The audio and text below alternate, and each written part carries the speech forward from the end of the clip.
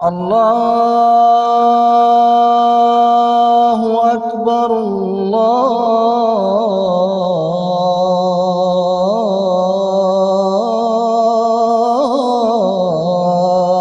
اکبر۔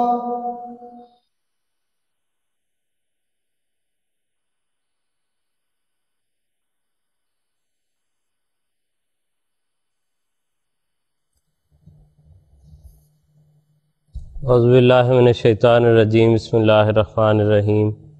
ناظرین کرام، السلام علیکم ورحمۃ اللہ وبرکاتہ۔ پروگرام فقہی مسائل کے ساتھ ہم آپ کی خدمت میں حاضر ہیں۔ انشاءاللہ آج بھی ایک نئے موضوع پر آج ہم گفتگو کریں گے۔ گزشتہ کچھ عرصے سے جو سلسلہ سوالات کا ایک چل رہا تھا عائلی زندگی کے متعلق، اس کو فی الحال ہم نے موقوف کر دیا ہے۔ اس سلسلے پہ اگر کوئی سوالات ہوئے تو پھر کسی وقت انشاءاللہ دیکھیں گے۔ آج کے اس نشست میں ہم ایک ٹاپک پر بات کریں گے، اور ہو سکتا ہے یہ ٹاپک ہم سے آج کا یہ پروگرام اور اگلے ہفتے کا بھی ایک پروگرام جو ہے وہ ڈیمانڈ کرے، تو جتنے حصے میں یہ کور ہو سکا اس کے مطابق ہم انشاءاللہ جائیں گے۔ اس سے قبل کہ میں موضوع کی طرف آؤں اور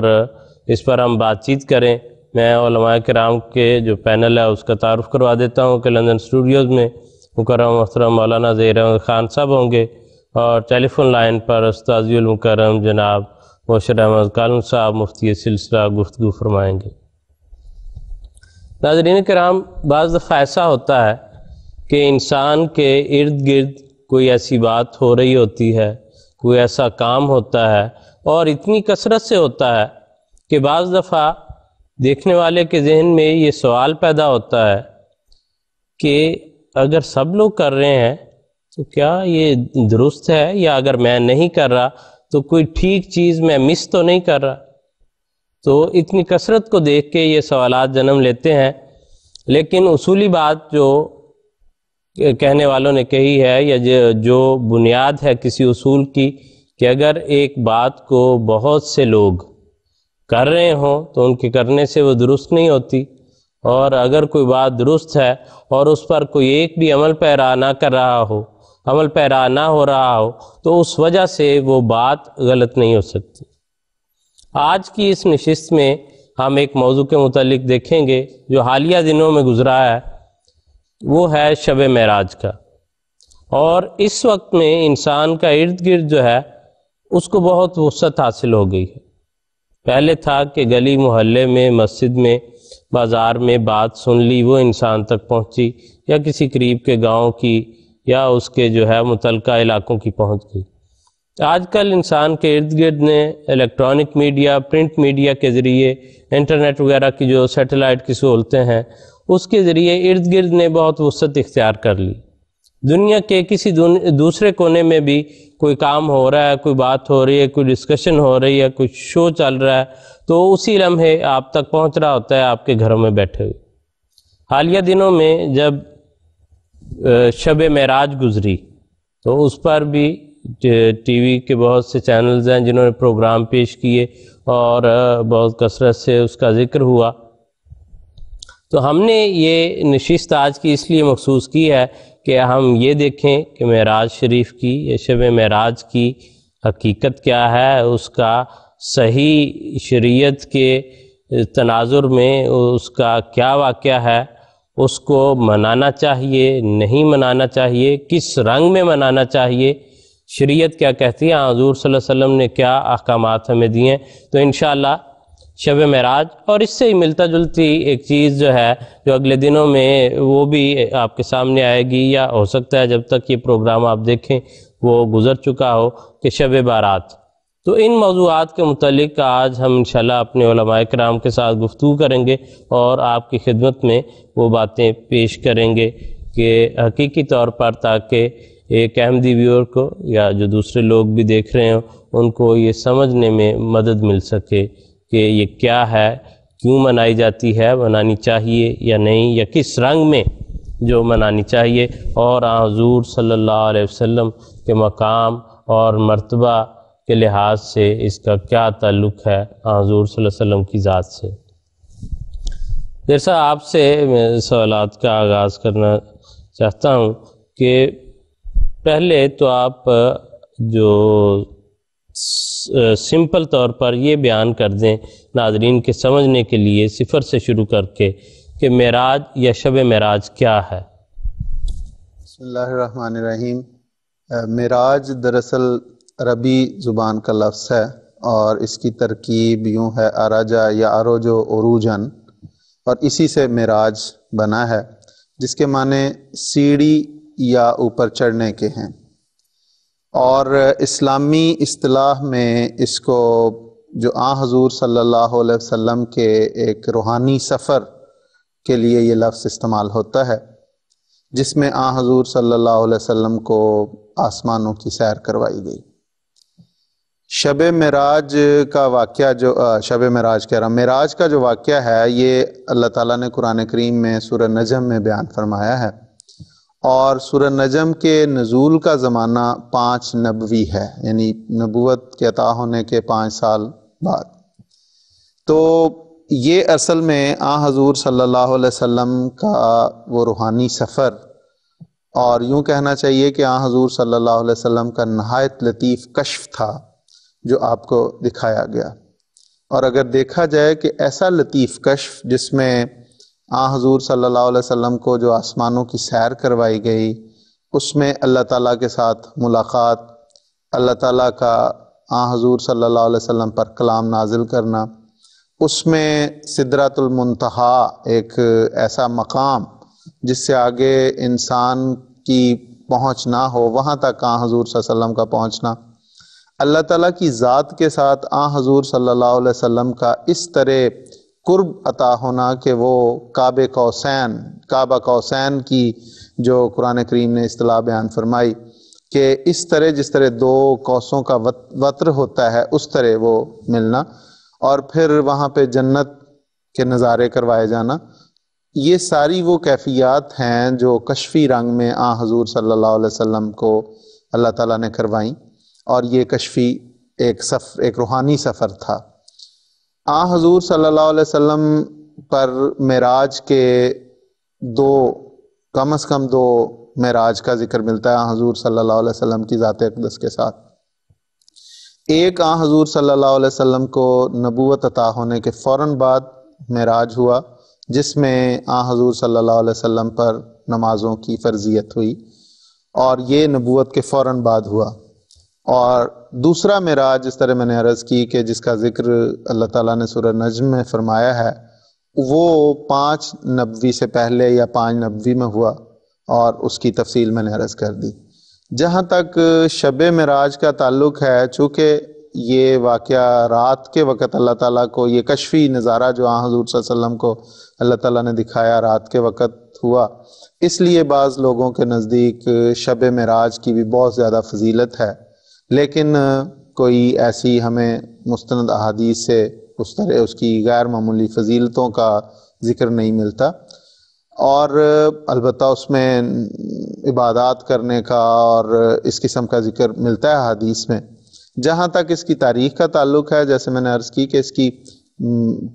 5 نبوی سے پہلے یا 5 نبوی میں یہ ہوا، لیکن جو مہینے کا ذکر ہے یا تاریخ کا تو اس میں بہت اختلاف ہے،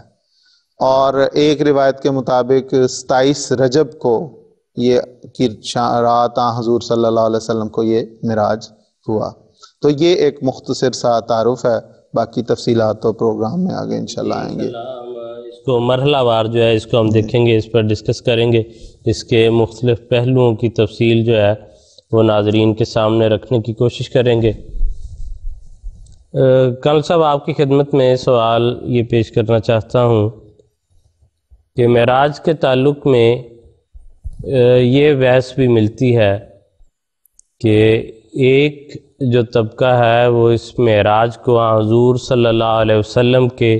آسمانوں پر جانے کے اس سفر کو یا بیت المقدس تک کے سفر کو اگر 2 واقعات کہیں مکس ہو جائیں تو اس کو جسمانی مانتے ہیں، اور جیسے ابھی مکرم زیر خان صاحب نے بیان کیا، اپنی بات میں یہ ذکر کیا کہ یہ ایک روحانی کشف تھا میں آپ کی خدمت میں یہ عرض کرنا چاہتا ہوں کہ آپ برائے کرم قرآن حدیث کی روشنی میں ہمارے ویورز کے لیے یہ تفصیل بیان فرمائیں کہ کیا معراج جسمانی تھا یا روحانی تھا؟ ابھی جیسا کہ محترم ظہیر صاحب نے بیان فرمایا کہ معراج کا واقعہ رات کے وقت ہوا،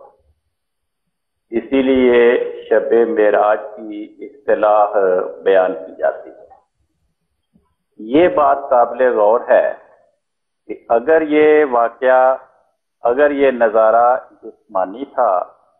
اور حضرت رسول پاک صلی اللہ علیہ وسلم اسی جسم انسانی کے ساتھ آسمان پر گئے تھے، وہاں پر نظارے دیکھے اور پھر وہاں سے جسمانی طور پہ واپس تشریف لائے، تو پھر عقل اس بات کا تقاضا کرتی ہے اور تبلیغی مفاد اس بات کا متقاضی ہے کہ یہ نظارہ دن کو دکھایا جاتا ہے۔ تمام کفار کے سامنے، قریش مکہ کے سامنے، صحابہ صحابیات کے سامنے حضرت محمد مصطفیٰ صلی اللہ علیہ وسلم جسمانی طور پہ آسمان پہ تشریف لے جاتے، وہاں کے نظارے دیکھنے کے بعد، وہاں کچھ عرصہ قیام فرمانے کے بعد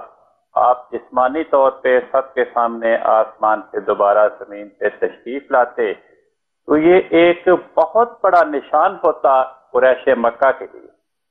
اور اس کو دیکھ کر قریش مکہ کی اکثریت آپ کی غلامی اختیار کرتے اور ان کے ایمان لانے کا یہ ذریعہ بن جاتا، اور جو صحابہ اور صحابیات اس وقت تک ایمان لا چکے تھے ان کے ایمان میں ایک زندگی پیدا کرنے کا ذریعہ بن جاتا۔ مگر ہم دیکھتے ہیں کہ ایسا نہیں ہوا، جس سے یہ پتہ چلتا ہے کہ یہ واقعہ جسمانی نظارہ نہیں تھا۔ حضرت رسول پاک صلی اللہ علیہ وسلم جن کو معراج ہوا، وہ سب سے بہتر سمجھتے ہیں کہ معراج کے لفظ کا کیا مفہوم ہے۔ انہوں نے ایک بڑی ہی پیاری حدیث بیان فرمائی اور ہمیں اس نقطے کی جانب توجہ دلا دی۔ عموماً دیہاتوں میں، شہروں میں مساجد کی پیشانی پہ ایک حدیث لکھی ہوتی ہے، الصلاۃ معراج المومن، نماز مومن کا معراج ہے۔ اگر رسول پاک صلی اللہ علیہ وسلم یہ سمجھتے کہ معراج کا مطلب ہے کسی انسان کا جسم زمین سے آسمان پہ چلا جائے، تو آپ کبھی بھی ہر مومن کی نماز کو معراج قرار نہ دیں، کیونکہ آپ کی زندگی میں صحابہ نمازیں پڑھتے تھے، صحابیات نمازیں پڑھتی تھیں، ان میں وہ صحابہ بھی تھے جو بعد میں خلفائے راشدین بنے، عشرہ مبشرہ تھے، جن کی شان میں خدا نے فرمایا رضی اللہ عنہم، اللہ تعالیٰ ان سے خوش ہو گیا، جن کو مخاطب کر کے اللہ تعالیٰ فرماتا ہے کہ اے صحابہ، خدا اور خدا کے فرشتے تم پہ درود بھیجتے ہیں۔ اسی صحابی کے بارے میں ہم نے نہ کبھی پڑھا نہ کبھی سنا کہ جب فلاں صحابی مسجد میں کھڑا ہو کر اس نے اللہ اکبر کہہ کر نماز شروع کی تو مسجد کی صف اس کے جسم سے خالی ہو گئی اور اس کا جسم عالم بالا پہ چلا گیا۔ اس زمانے سے لے کر آج تک نہ کبھی سنا، نہ کبھی پڑھا، نہ کبھی دیکھا کہ کسی انسان نے نماز شروع کی ہو اور اللہ اکبر کہتے ہی، ہاتھ سینے پہ باندھتے ہی اس کا جسم زمین سے پرواز کر کے آسمان پہ چلا گیا ہو، اور جو ہی وہ السلام علیکم ورحمۃ اللہ کہہ کر نماز ختم کرے تو اس کا جسم عالم بالا سے دوبارہ زمین پہ، اس کی صف پہ، اس کے مصلی پہ آ جائے۔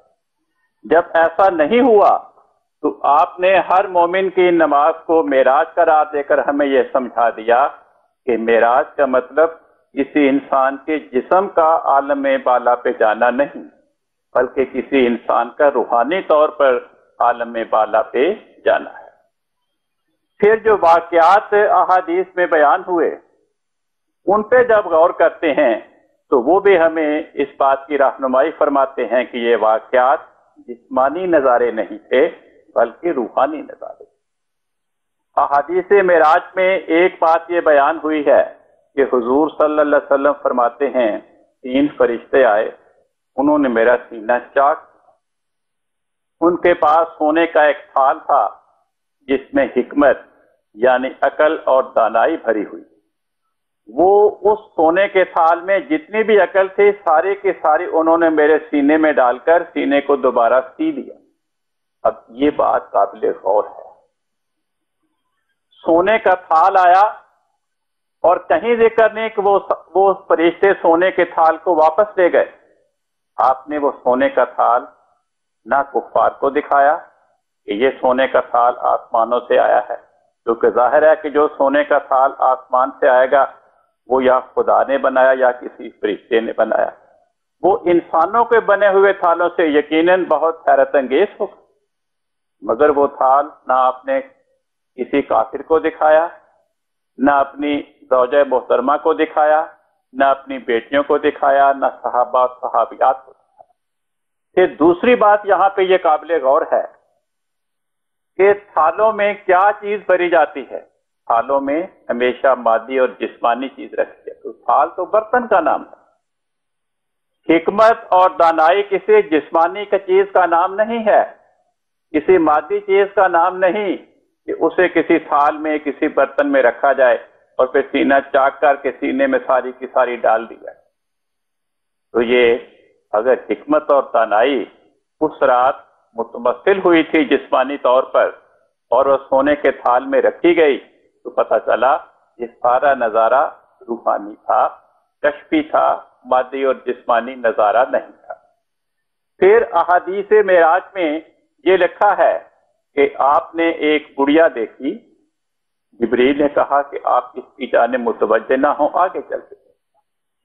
پھر آپ کی خدمت میں پانی کا پیالہ پیش کیا گیا، شراب کا پیالہ پیش کیا گیا، دودھ کا پیالہ پیش کیا گیا. آپ نے دودھ کا پیالہ پی لیا. حضرت جبریل علیہ السلام نے ان واقعات معراج کی تعبیر کی اور یہ تعبیر کر کے ہمیں یہ سمجھا دیا کہ یہ نظارے جسمانی نہیں تھے بلکہ کشفی اور روحانی تھے. کیونکہ تعبیر جسمانی نظاروں کی نہیں ہوتی، تعبیر ہمیشہ کشفی اور روحانی نظاروں کی ہوتی ہے. جبریل نے تعبیر کی کہ وہ جو بڑھیا آپ نے دیکھی تھی بڑھیا دنیا ہے. اگر یہ جسمانی نظارہ ہو تو یہ تسلیم کرنا پڑے گا کہ اس رات ساری کی ساری دنیا، ساری کی ساری کائنات عورت بنی ہوئی تھی اور عورت بھی نوجوان نہیں بلکہ بڑھیا تھی. اگر ایسا ہوتا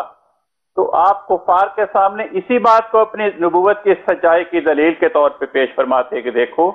میری سچائی کا نشان یہ ہے کہ آج رات اے تمام کافرو تم مرد ہونے کے باوجود عورتیں بنے ہوئے تھے اور عورت بھی نوجوان نہیں بلکہ بڑھیا. کفار کی عورتوں کو مخاطب کر کے فرماتے کہ اے کفار کی عورتوں جو کم سن ہو یا نوجوان ہو، تم ساری کی ساری آج رات بڑھیا عورت بنی ہوئی تھی. کوئی صحابی نہیں بیان کرتا کہ یا رسول اللہ آج میں نے اپنے آپ کو رات کو عورت کی شکل میں دیکھا اور میں بڑھیا عورت تھا، نوجوان عورت تھی نہیں. جبریل نے پانی کے پیالے کی یہ تعبیر کی کہ اگر آپ پانی کا پیالہ پی لیتے تو اس کی تعبیر یہ ہوتی کہ آپ اور آپ کی امت ہمیشہ دنیا داری کے کاموں میں لگے رہتے، دین کی طرف متوجہ نہ ہوتے.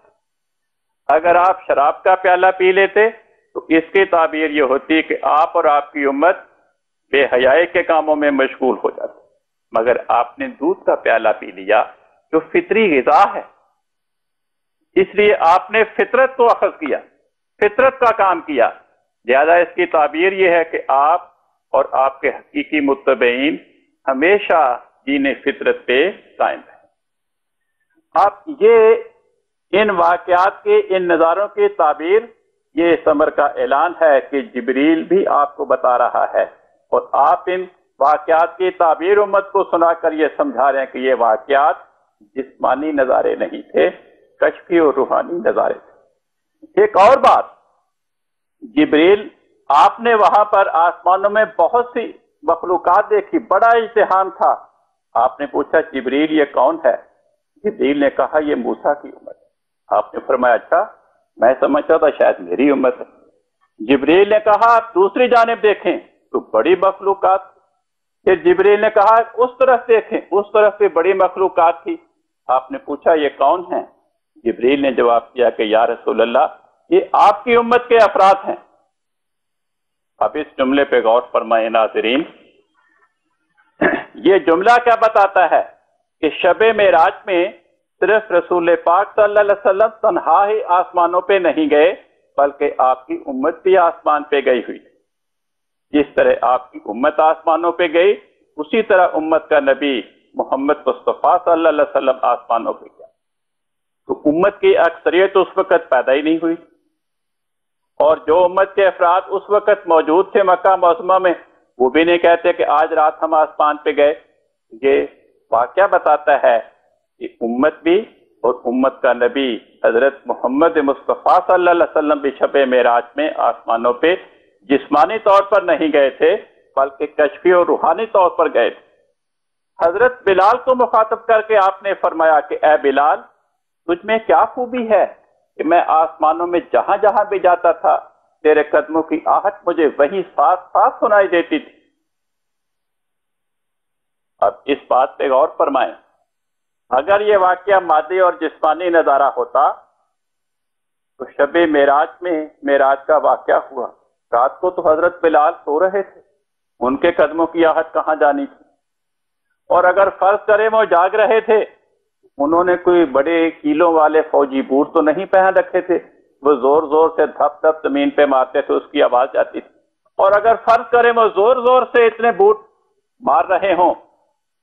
ان کے بوٹوں کی آواز، ان کے قدموں کی آواز جسمانی طور پہ کروڑوں اربوں میل کا فاصلہ طے کر کے آسمانوں پہ نہیں جا سکتی، اگر وہ گئے تو روحانی طور پر۔ بس یہ تمام باتیں بتاتی ہیں کہ یہ نظارے کشفی اور روحانی تھے،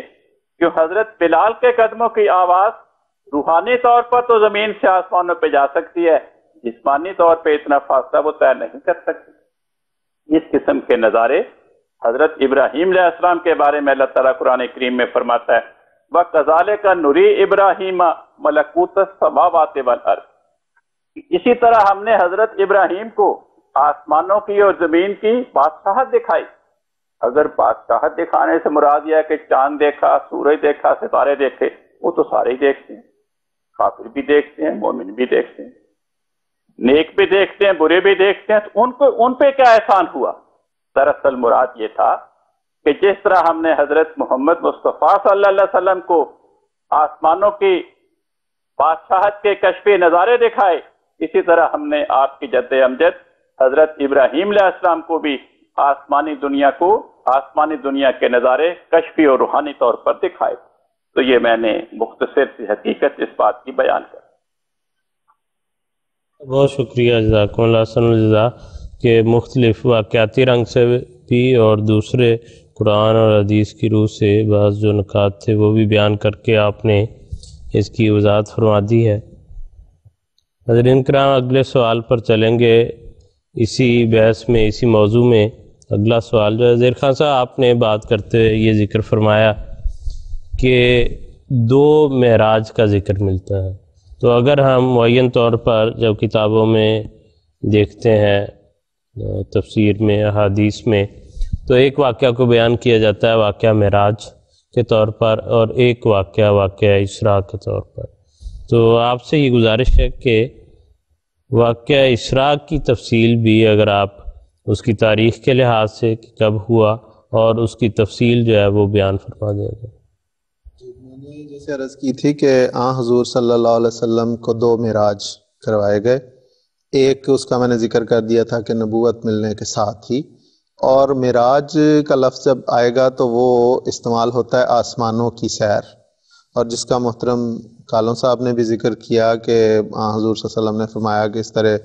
فرشتے آئے اور انہوں نے سینہ چیرا، اور اس میں تو یہ وہ پہلے معراج کا ذکر ہے جس میں پھر آسمانوں پر لے جایا گیا۔ اور دوسرے معراج کے متعلق میں نے عرض کی کہ وہ 5 نبوی کو یا اس سے پہلے ہوا۔ جہاں تک واقعہ اسراء کا تعلق ہے وہ اس سے ہٹ کے ہے، اور قرآن کریم نے سورہ بنی اسرائیل میں اس واقعے کا ذکر کیا، اور شروع میں ابتدائی آیات میں اللہ تعالیٰ نے فرمایا کہ سبحان الذی اسریٰ بعبدہ لیلا من المسجد الحرام الی المسجد الاقصی۔ اور یہ اسراء کا واقعہ یہ بھی جیسے میں نے پہلے عرض کی کہ رات کے وقت یہ بھی ہوا، اور عالم کشف میں ہوا اور کشفی نظارہ تھا، یہ روحانی سفر تھا جو دراصل حضور صلی اللہ علیہ وسلم کو مکہ سے بیت المقدس کی طرف سفر کروایا گیا۔ تو اس میں اللہ تعالیٰ نے جیسے میں نے عرض کی کہ یہ وہ واقعہ ہے جو سورہ بنی اسرائیل میں نازل ہوا، اور اس کے متعلق جو محقق رائے ہے،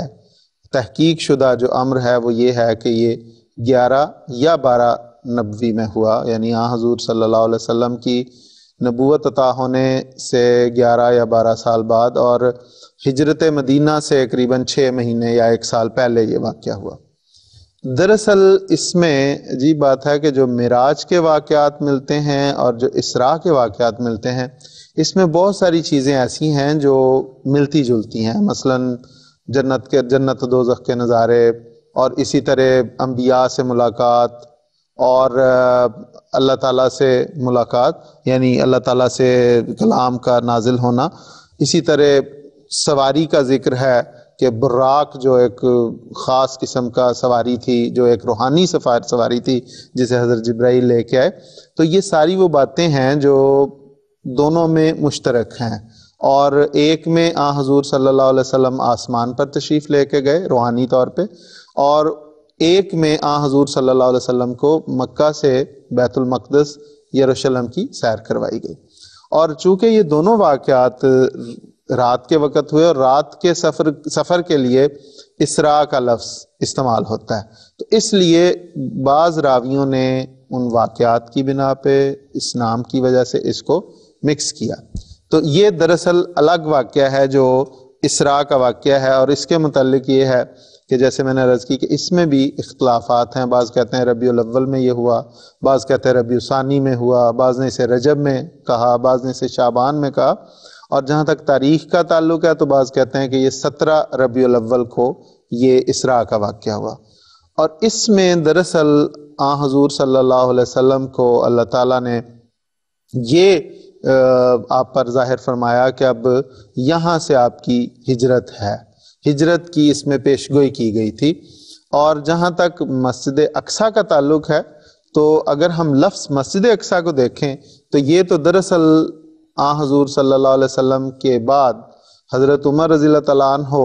کی جب حکومت بادشاہت آپ کی حکومت وہاں تک پہنچی، اور وہ علاقہ یروشلم کا علاقہ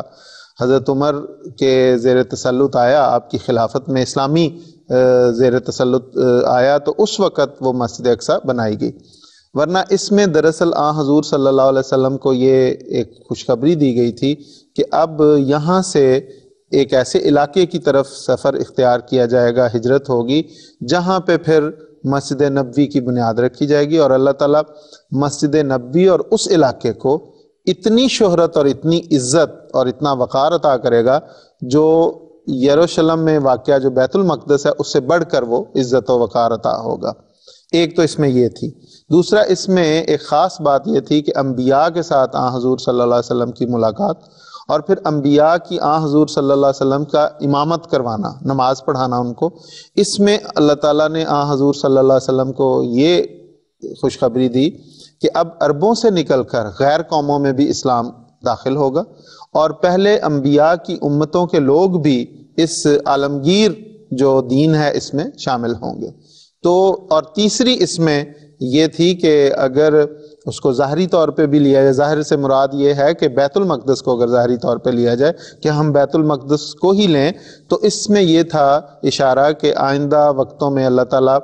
آپ کی بادشاہت، آپ کی حکومت، اسلامی سلطنت کو بھی اس علاقے تک لے جائے گا، اور وہ اللہ تعالیٰ کے فضل سے پھر حضرت عمر رضی اللہ تعالیٰ عنہ کے عہد مبارک میں ایسا ہوا۔ جہاں تک اس کی تفصیلات کا ذکر ہے کہ وہ احادیث میں بیان ہوئیں، تو ایک بڑی زبردست حدیث جو ابن جریر نے جس کو روایت کیا ہے، حضرت انس بن مالک کی وہ روایت ہے، اس کو میں اس کا ترجمہ یہاں پڑھ دیتا ہوں۔ اس سے واقعہ اسراء میں جو جو واقعات ہوئے وہ ساری تفصیل اس میں آ جاتی ہے۔ اس میں حضرت انس بیان کرتے ہیں کہ جب جبریل علیہ السلام رسول اللہ صلی اللہ علیہ وسلم کے پاس براق لائے تو اس نے اپنی دم ہلائی، یعنی اس براق نے، یعنی کچھ انکار کیا، تو اسے جبریل نے کہا آرام سے کھڑا رہ، اے براق خدا کی قسم تجھ پر ایسا سوار کبھی نہیں بیٹھا، یعنی یہ چونکہ ایسا کشف اللہ تعالیٰ نے حضور صلی اللہ علیہ وسلم سے پہلے کبھی کسی کو یہ کیفیت عطا نہیں کی۔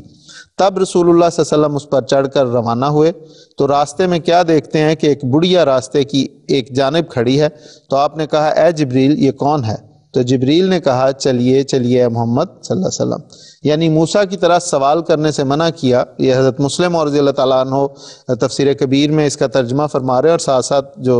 وضاحت ہے وہ بھی فرما رہے ہیں۔ راوی کہتا ہے پھر آپ چلے جتنا کہ اللہ تعالیٰ نے منشا تھا، تو کیا دیکھتے ہیں کہ کوئی شخص راستے کی ایک جانب سے آپ کو بلا رہا ہے اور کہتا ہے ادھر آئیے اے محمد۔ اس پر جبریل نے پھر آپ کو بولنے سے منع کیا اور کہا اے محمد چلتے رہیے اور کچھ جواب نہ دیجیے۔ پھر آپ آگے چلے جتنا کہ خدا تعالیٰ کی مرضی تھی۔ راوی کہتا ہے کہ پھر آپ کو اللہ تعالیٰ کی مخلوق میں سے کچھ لوگ ملے تو انہوں نے کہا السلام علیکم یا اولو، السلام علیکم یا آخرو، السلام علیکم یا حاشرو۔ اس پر حضرت جبریل نے کہا اے محمد ان کو سلام کا جواب دے، تو آپ نے ان کو سلام کا جواب دیا۔ پھر آپ کو ایسی ہی ایک اور جماعت ملی، اس نے بھی پہلی جماعت کے الفاظ میں آپ کو سلام کہا، پھر آپ آگے چلے یہاں تک کہ آپ بیت المقدس تک پہنچے تو آپ کے سامنے حضرت جبریل نے 3 پیالے پیش کیے، ایک پانی کا، ایک دودھ کا اور ایک شراب کا۔ آپ نے دودھ لے کر پی لیا تو آپ کو حضرت جبریل نے کہا آپ نے فطرت صحیحہ کو پا لیا۔ اگر آپ پانی پی لیتے تو آپ بھی غرق ہوتے اور آپ کی امت بھی غرق ہوتی، اور اگر آپ شراب پی لیتے تو آپ بھی گمراہ ہوتے اور آپ کی امت بھی گمراہ ہو جاتی۔ پھر آپ کے سامنے آدم اور دیگر انبیاء لائے گئے اور اس رات ان کو رسول اللہ صلی اللہ علیہ وسلم نے نماز پڑھائی۔ پھر آپ کو جبریل نے کہا، پھر حضرت جبریل نے وہ وضاحت کی جو نظارے تھے کہ جو بڑھیا آپ نے راستے کے ایک جانب دیکھی تھی وہ دنیا تھی اور اس کی عمر سے اسی قدر باقی ہے جو کہ اس بڑھیا کی عمر سے باقی ہے، اور جو شخص راستے سے ہٹ کر آپ کو بلاتا تھا تا آپ اس کی طرف مائل ہوں وہ خدا کا دشمن ابلیس تھا، اور وہ لوگ جنہوں نے آپ کو السلام علیکم کہا وہ ابراہیم، موسیٰ، عیسیٰ وغیرہم تھے، یعنی وہ انبیاء تھے جو وہاں پہ آپ کو سلامتی بھیج رہے تھے۔ تو یہ حدیث میں بڑی اختصار کے ساتھ میں نے عرض کیا ہے، جو اس میں کہ واقعہ اسراء الگ ہے اور اس کی تفصیلات یہ ہیں۔ چونکہ معراج اور اسراء کے واقعات میں بعض چیزیں قدرے مشترک ہیں، اس لیے بعض لوگوں نے انہیں ایک سمجھ لیا۔ اس کو غلط ملت کرتے ہیں چونکہ تفصیلات کسی قدر ملتی جلتی ہیں۔ ناظرین کرام، آج کا ہمارا پروگرام اپنے اختتام کو پہنچ رہا ہے۔ انشاءاللہ بقیہ جو باتیں ہیں ان پر ہم اگلے پروگراموں میں انشاءاللہ گفتگو کریں گے۔ اگلے ہفتے بھی اسی موضوع پر گفتگو جاری رہے گی۔ اجازت دیجیے، السلام علیکم ورحمۃ اللہ وبرکاتہ۔ اللہ اکبر اللہ